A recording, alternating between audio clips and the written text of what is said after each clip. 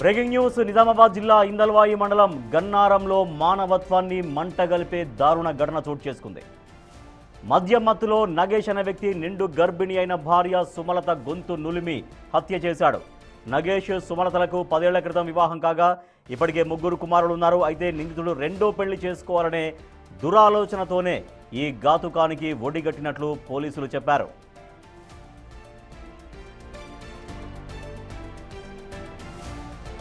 సుమలత ప్రస్తుతం 9 నెలల గర్భిణి కాగా ఆమె నిద్రిస్తున్న సమయంలో నగేష్ ఈ ఘాతుకానికి తెగబడ్డాడు.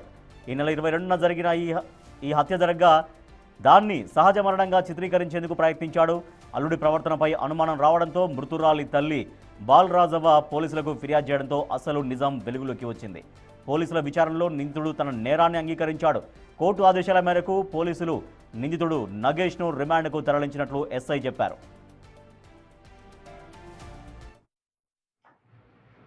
23వ తారీఖున గన్నారం విలేజ్ ఇందల్వాయి మండలం ఒక వివాహిత చనిపోవడం జరిగింది. ఆమె పేరు సుమలత. ఆమె తల్లిగారైనటువంటి జగ్గా బాలరాజవ్వ తిమ్మక్కపల్లి కామారెడ్డి మండలంలో వచ్చేసి ఆమె సుమలతను గత 10 సంవత్సరాల క్రితం ఎరుగు నగేష్ అనే వ్యక్తికి ఇచ్చి పెళ్లి చేయడం జరిగింది. వాళ్ళకు 3 మగ పిల్లలు. అంతేకాకుండా ప్రస్తుతం ఎవరైతే సుమలత ఉన్నారో ఆమె 9 నెలల గర్భవతి. వీళ్ళ ఫ్యామిలీ మధ్యన వీళ్ళిద్దరు భార్యాభర్తల మధ్యలో తరచూ గొడవలు జరుగుతుండేవి. ఈ గొడవల్లో భాగంగా తరచూ ఇతను భార్యను తిట్టడం కొట్టడం జరిగింది. అంతేకాకుండా సుమారు ఒక 1 ఇయర్ బ్యాక్ ఇతను గొడవలు ఎక్కువైందని చెప్పేసి 1 ఇయర్ బ్యాక్ హైదరాబాద్కి పనికి వెళ్ళింది. మధ్యలో కూడా ఇంటికి వచ్చిపోయేది. అప్పుడు కూడా వీళ్ళ మధ్య గొడవలు జరుగుతుంది. ఇక ఈ గొడవలు ఎక్కువయ్యేసరికి ఆమె ఎట్లా చంపాలనే ఉద్దేశం నిర్ణయించుకున్న దానిలో భాగంగా నెల 5వ తారీఖున మన రీసెంట్గా ఆయన హెల్త్ ప్రాబ్లం అని చెప్పేసి ఇంటికి రావడం జరిగింది. వచ్చినప్పటి నుంచి కూడా వాళ్ళ 2-3 సార్లు ప్రయత్నం చేసింది. గొడవలైంది కాలేదు. 22వ తారీఖు మధ్యాహ్నం కూడా గొడవ అయింది. ఈ విషయం ఎవరైతే మృతురాలు సుమలత ఉందో వాళ్ళకి కలిగి చెప్పడం జరిగింది. తర్వాత ఆ రోజు రాత్రి సమయంలో ఇంట్లో గొడవ అయినప్పుడు ఈయన ఎవరైతే నగేష్ ఉన్నాడో ఆయన భార్య పిల్లలు పడుకున్న తర్వాత ఆమె కూడా నిద్రిస్తున్న సమయం లోపల ఈయన ఆమె మెడ పైన కుడి చేత గట్టిగా మెడ నొలిమి ఆమె చనిపోయిందని నిర్ణయించుకొని తర్వాత మళ్ళీ మార్నింగ్ లేచి ఎవరికి వెళ్ళగానే ఇక లేస్తలేదని చెప్పింది. తర్వాత వాళ్ళు ఆశా వర్కర్ వాళ్ళందరూ వచ్చి చెక్ చేసి మెంటల్ హాస్పిటల్ షిఫ్ట్ చేయడానికి ట్రై చేశారు. బట్ అక్కడికి ఆమె చనిపోయింది. ఈ భాగం దీని లోపల ముందుగా ఆమె 9 నెలల గర్భవతి కాబట్టి ఆమె వేరే ఏమైనా హెల్త్ ఇష్యూస్ ఉన్నాయని వాళ్ళకి అనుమానపడ్డారు. రెగ్యులర్గా హరాస్మెంట్ చేస్తారు కాబట్టి ఆమె చనిపోయింది అని చెప్పి ఉద్దేశంతో పిటిషన్ ఇచ్చింది. బట్ దర్యాప్తులో తేలింది ఏంటంటే ఈయనే ఆమె గొంతులో వల్లనే ఆమె చనిపోయిందని చెప్పి దర్యాప్తులో తేలింది. ఈ విషయమే ఈరోజు అరెస్ట్ చేసి రిమాండ్కు తరలించడం జరిగింది.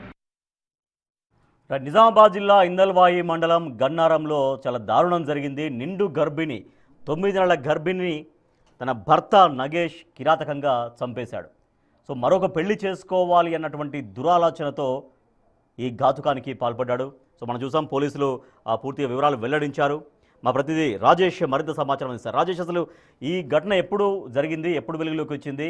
తన అల్లుడి ప్రవర్తన పైన అత్తకి అనుమానం కలిగి పోలీసులకు కంప్లైంట్ చేసింది. సో ఏ రకంగా అనుమానం కలిగింది, ఎట్లా ఇది జరిగిందని చెబుతున్నారు? తన అత్త ఏమంటోంది?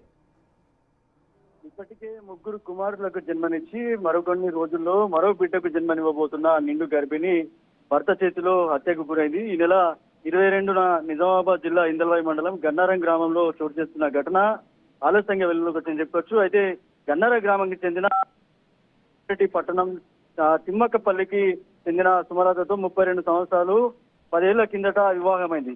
అయితే వీరికి 3 కుమారులు. సుమలత ప్రస్తుతం 9 నెలల గర్భిణి ఉంది. మద్యానికి బానిసైన నగేష్ భార్యను తరచూ శారీరకంగా మానసికంగా వేధించేవాడు.